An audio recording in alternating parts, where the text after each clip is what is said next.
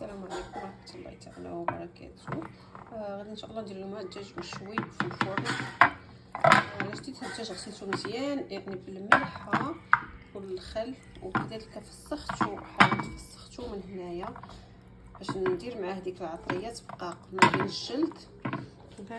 واللي غنحتاج ليه هنا شديت هنايا طحنت، يعني حكيتها وحاولوا تحكوها في الحكه رقيقه بزاف بحال هذه باش يطلع لي يخرج لكم غير الماء ديال البصله. خديت هنا واحد بصله صغيره حكيتها مزيان، وحطيت الثومه، درت 6 الرويصه ديال الثومه. غادي نزيد عليها شويه البابريكا،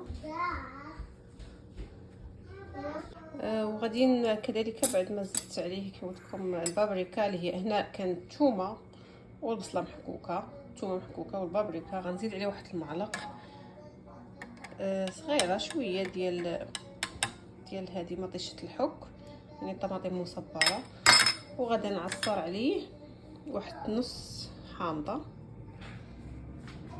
نضيف عليه كذلك شويه الملحه على حسب الذوق، وغنضيف شويه قليل من الزعتر او الزعتر اي حاجه متوفره. غنحاول نخلط هاد العناصر مزيان. كما كتشوفوا انا كثرت فيها الحامض حيت الحامض كيعطي واحد النكهه زوينه كيساعد في الطياب، وكذلك ملي كتبغي تحمريه كيعطي لون زوين.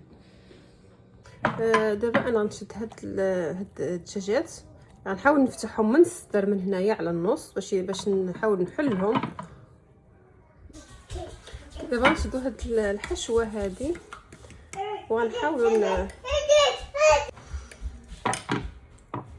غنحاولوا نخشيوها هنا من الوسط، يعني ما بين الجلد ولا هذا باش يشرب من هذاك الدجاج.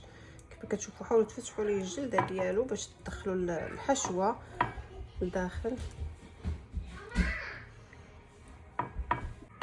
حاولوا يعني من الداخل من هنايا حتى هي عمروها، ومن هنايا كلها خشيت معاها هاد الحشوه هذه، يعني من هاد البلايص كاملين كيف ما كتشوفوا انا خشيت معاها هنايا هذه ودوزت معاها كلها باش تشرب هاد الحشوه هذه. وغادي كذلك غندير ليها كذلك من الفوق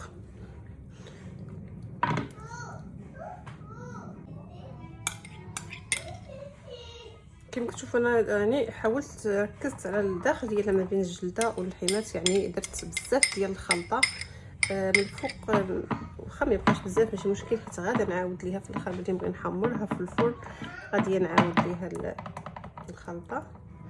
جربوها كتجي زوينه بزاف. حطيت حتى واحد شويه البصله هنايا، قشيرات البصله غير هذه باش طلق الماء، هما غنخليهم هنايا، ممكن ديروهم من تحت الدجاج باش هادو تيطلقوا الماء وكيساعدوا ما يتحرقش، كيعطيو كذلك البنه حتى نحطوا عليهم من تحت. وفي الاخر كتحاولوا تحلوه مزيان بحال هكا وتبركوا عليها باش تتفاعل شويه وتطيب، وكتحاولوا ديروا الصدر من التحت يعني حيت الصدر شويه كياخذ الوقت في الطياب.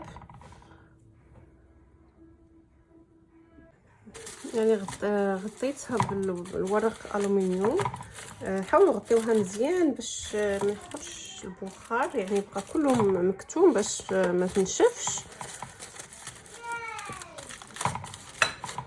دابا غادي بغيتو تخليوها يعني مرقده شويه في هذه الخلطه هذه عادي يعني مزيان. كنتو مزروبين عليها صافي خشيو يعني تخشيوه في الفرن باش طيب. دابا انا غنديرها في الفرن فيدناه من داك الطابع الالومنيوم، طلعنا شويه الفوق كما كتشوفوا.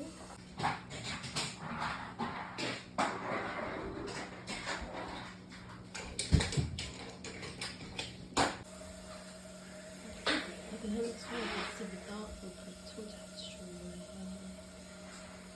يعني دهنتهم بالزبده ودرت تحط شويه باش تحمروا. هما الدجاجات يعني بعد ما جبتهم من الفران هما هادو راهم جاو يعني المذاق ديالهم زوين وحتى الشكل ديالهم جا زوين. راهم يتحمضوا من الجهات بجوج غير سخونه، ما قديتش نقلبهم.